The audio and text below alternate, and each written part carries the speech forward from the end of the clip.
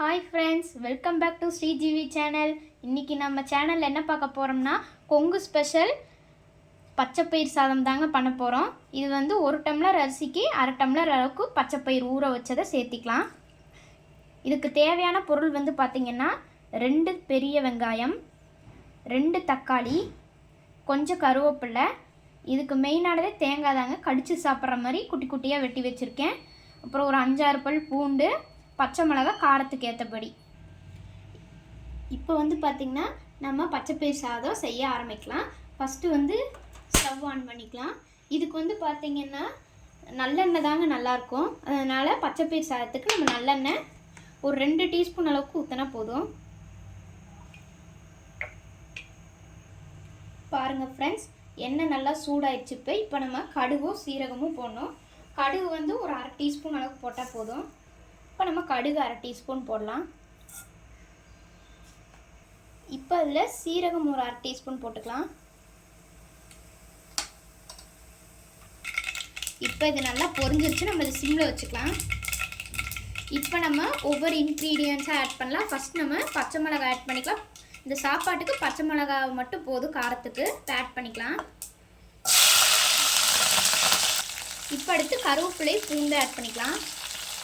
பூண்டு வந்து பார்த்திங்கன்னா ஒரு 5-6 பல்லு லைட்டாக தட்டி வச்சுருக்கேன், தோல் உரிச்சு, அதையே ஆட் பண்ணிக்கலாம். இப்போ இதை நல்லா நம்ம வணக்கி விட்டுக்கலாம். அடுத்து நம்ம ஆனியன் சேர்த்திக்கலாம்.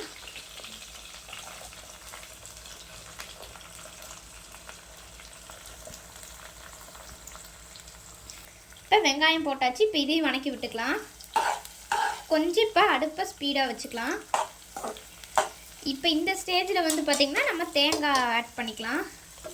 தேங்காவை பார்த்திங்களா குட்டி குட்டியாக கட் பண்ணி வச்சுருக்கேன். நம்ம நார்மல் உப்பு யூஸ் பண்ணுறதுனா 1 டீஸ்பூன் போடணும். கல் உப்பு யூஸ் பண்ணுறதுனால ஒரு 1/2 டீஸ்பூன் போட்டால் போதும். வெங்காயம் வணங்கும் போதே நம்ம போட்டுறணும். போட்டு நல்லா வணக்கி விட்டுக்கலாம். வெங்காயம் லைட்டாக வணங்கி ப்ரௌன் கலரில் வந்திருக்கு. இப்போ இந்த ஸ்டேஜில் நம்ம 2 தக்காளியை வெட்டி வச்சுருக்கோம். இதை போட்டுடலாம்.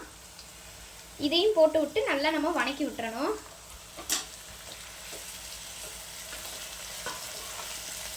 நல்லா வணங்கட்டும். இப்போ லைட்டாக ஒரு 1/2 டீஸ்பூன் அளவுக்கு மஞ்சத்தூள். நமக்கு காரம் பத்தலைன்னா, நல்லா காரம் சாப்பிட்றீங்கன்னா ஒரு எக்ஸ்ட்ரா ஒரு 1/4 டீஸ்பூன் அளவுக்கு சில்லி பவுடர் சேர்த்திக்கலாம்.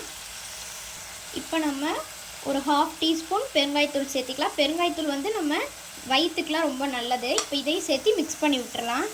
இப்போ நம்ம சிம்மில் வச்சாச்சு. ஒரு 5 மினிட்ஸ் நல்லா மூடி வச்சிடலாம். இப்போ வந்து பார்த்திங்கன்னா 5 மினிட்ஸ் ஆயிடுச்சு. நம்ம ஓப்பன் பண்ணி பார்க்கலாம். பார்த்திங்களா எவ்வளோ சூப்பராக வந்திருக்குன்னு, கலர்ஃபுல்லாக இருக்குல்ல. இப்போ ஒரு வணக்கிடலாம் லைட்டாக.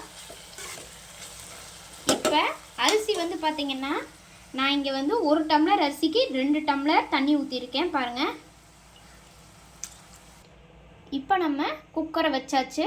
இப்போ நம்ம வணக்கி வச்சுருக்கோம் பார்த்திங்களா, அதை தூக்கி இதில் ஆட் பண்ணணும். இப்போ நம்ம எல்லாமே ரெடி பண்ணியாச்சு. 2 விசில் எடுத்திங்கன்னா சாப்பாடு நல்லா உதிரி உதிரியாக இருக்கும். இப்போ நம்ம விசில் மாட்டிக்கலாம். இப்போ நம்ம மூடி வச்சாச்சு. 2 விசில் வந்தோடனே அடுப்பு ஆஃப் பண்ணிட்டு ஒரு கொஞ்ச நேரம் கழித்து எடுத்திங்கன்னா உதிரி உதிரியான சூப்பரான கொங்கு ஸ்டைல் பச்சைப்பயிர் சாதம் ரெடி. இப்போ வந்து பார்த்திங்கன்னா நமக்கு சுவையான டேஸ்டான சூப்பரான பச்சைப்பயிர் சாதம் ரெடி. வாங்க ஓப்பன் பண்ணலாம். பார்த்திங்களா எவ்வளோ சூப்பராக இருக்குன்னு. இதை லைட்டாக ஒரு மிக்ஸ் பண்ணி விட்டு நீங்கள் சர்வ் பண்ணலாம். அடியிலேருந்து லைட்டாக இப்படி ஒரு மிக்ஸ் மட்டும் பண்ணி விட்டுக்கலாம். Okay bye. இந்த வீடியோ பிடிச்சிருந்தா ஸ்ரீஜிவி சேனலை சப்ஸ்கிரைப் பண்ணுங்கள்.